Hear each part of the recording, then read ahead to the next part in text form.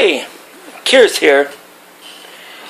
I've been having a round and round about immigration, especially since the hot topic button issue is freaking Trump and separating kids from parents at the border.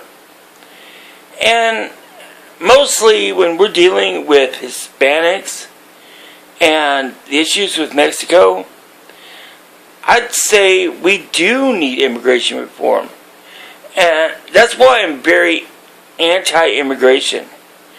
Well, I'm also anti-diversity, but it doesn't mean I'm anti-ethnic. I don't think there should be just a limit, of certain types of people.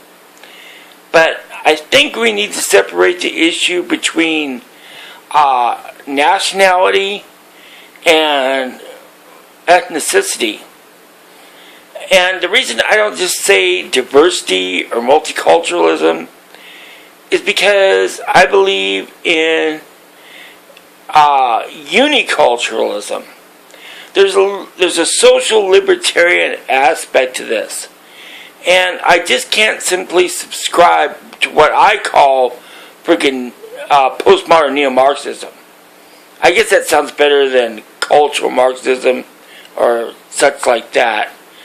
But the point is that there has to be an actual sustainable solution that can actually help everybody. And what problem I see is America's long shadow. This is partly a conservative point of view and partly a liberal one, but both complain about it in different ways and on different parts. On the conservative side, you've got people who say, hey, we got people who need jobs, we got people who are unemployed or need to get out and get employed, and why aren't they out picking the lettuce and tomatoes and everything else? Look at that hobo down the street. Put his ass out on the freaking lettuce field and keep all those other people out so the people who need to work here can work here. It's really nothing to do with a race issue. Well, in a way it is, because the race issue is a cultural barrier. It's backed by diversity and multicultural politics, which is postmodern neo-Marxism. And that just fails on so many levels, because basically what it comes down to scarcity and economics, and what you have is a situation where people are trying to force a equality of outcome, not just equality of opportunity. Now, it's true that if you don't have some positive rights, the rights of society to help you out as an individual for certain demographics, then yes, that is a problem. You don't want a segregated South. You don't want Jim Crow. You don't want any of the mistakes that are on the trash heap of history. You don't want that. I don't want that. Some people want that. Yeah, I don't. And that's why I'm a very bad freaking ethno-nationalist. Well, I'm not an ethno-nationalist. Well, sometimes I feel like I'm an ethno-nationalist, but I just feelings. Other times I completely fail the grade, and I'm glad for it. But because I just don't support tyranny. But on the other hand, you got the Democrats going at it and the liberals, and they got this freaking kumbaya thing of everybody should be helped. There's a problem with everybody. Everybody can lift everyone else up by the bootstraps. And when it's sustainable, and I have a few ideas being a futurist how it could be sustainable, but that sort of dumps me back into the right-wing part of it again. You know, there could be green energy. There could be biorenewables and things like solar and wind and geothermal and safe nuclear and things I think of when I think of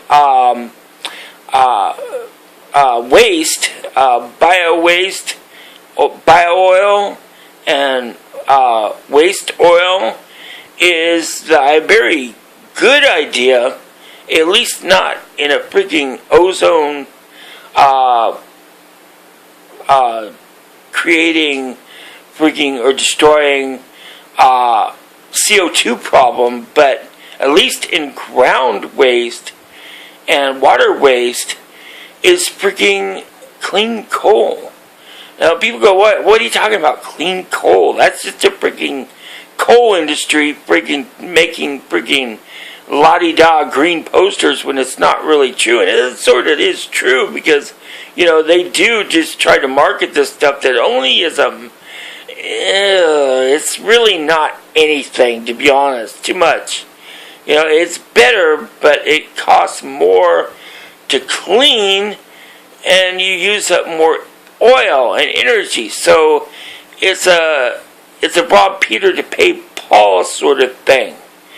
And the problem with that is that if you have the ability to actually use something like thermal depolymerization, you can actually trap those gases and create all the materials from it that could be put back into industry. And with the and using microwave ovens, huge machines that go clear across the frigging spectrum, you can actually break down hydrocarbons, which coal is, and all oil is, into its component parts more efficiently and more universally than the water pressure thermal depolymerization by changing world industries, which they used Turkey oil for and stuff like that, 2003. And see, because the thing I don't understand is that process, even though it got a god-awful smell when you didn't have the filters right, can actually be, if not a solution to fossil fuels, a environmental solution to waste, because it reacclimates all waste. Now, when you do that, you create a renewable energy source. And when you create a renewable energy source with things like vertical farming and other ways, what you do is you create localized infrastructure. Localized infrastructure will give you the sustainability if you have low enough numbers to have a land to population area. And at least that's what I think, and maybe I'm reasoning by analogy, and maybe that's just some pipe dream because the numbers don't add up. I don't know. But why this doesn't work, I really don't know. And I would like an honest answer to that if anybody actually ever had one.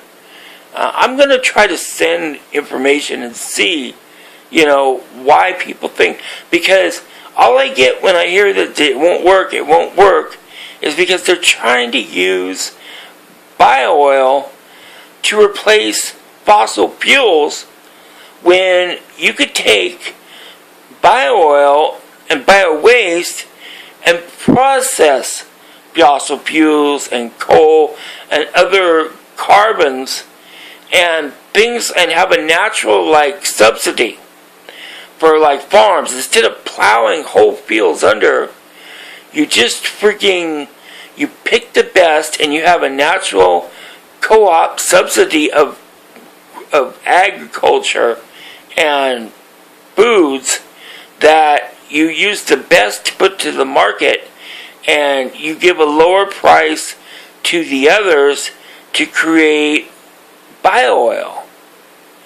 And see, that creates a natural subsidy, so you don't have to freaking use oil and machines and time and people. Well, not even people anymore. They use robots mostly for farming now. And water, you know, to create this crops that you just plow back under.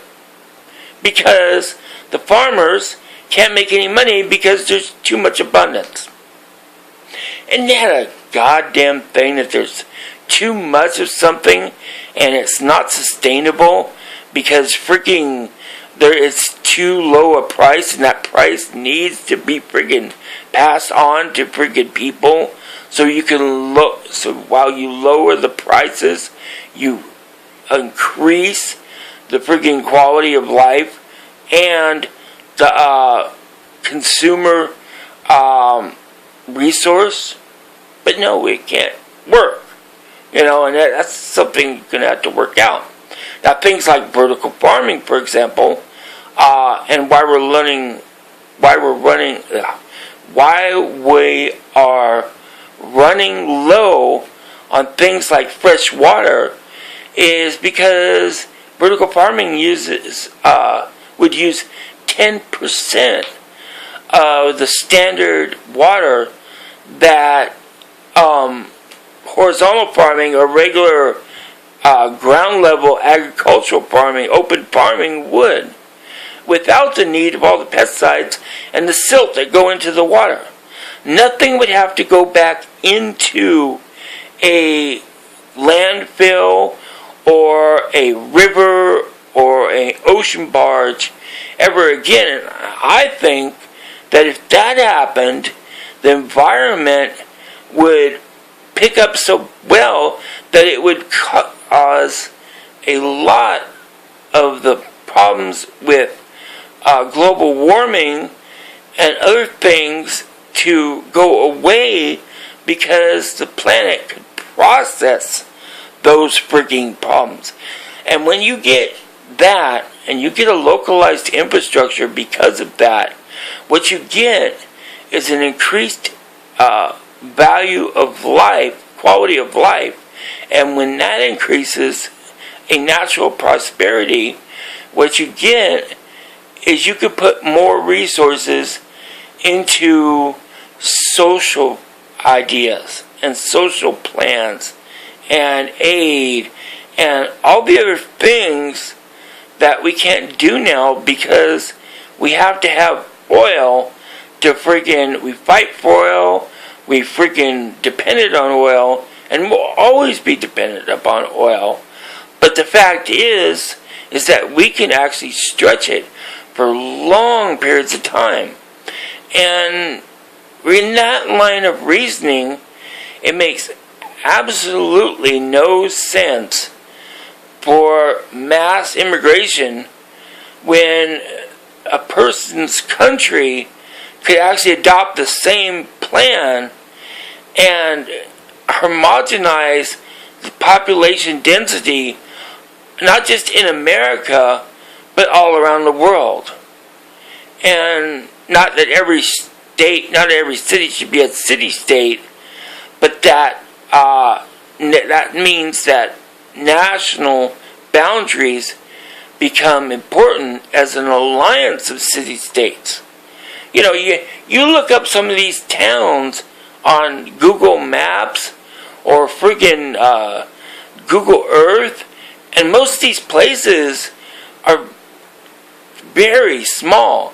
And then where there's the industry, it's all clumped together. And with localized industry, you wouldn't need that.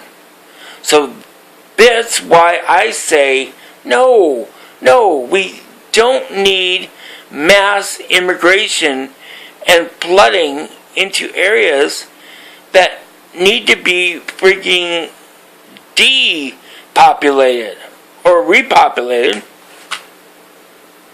I don't know.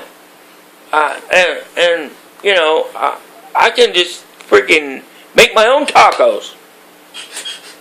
Right? Yeah. Hell, man.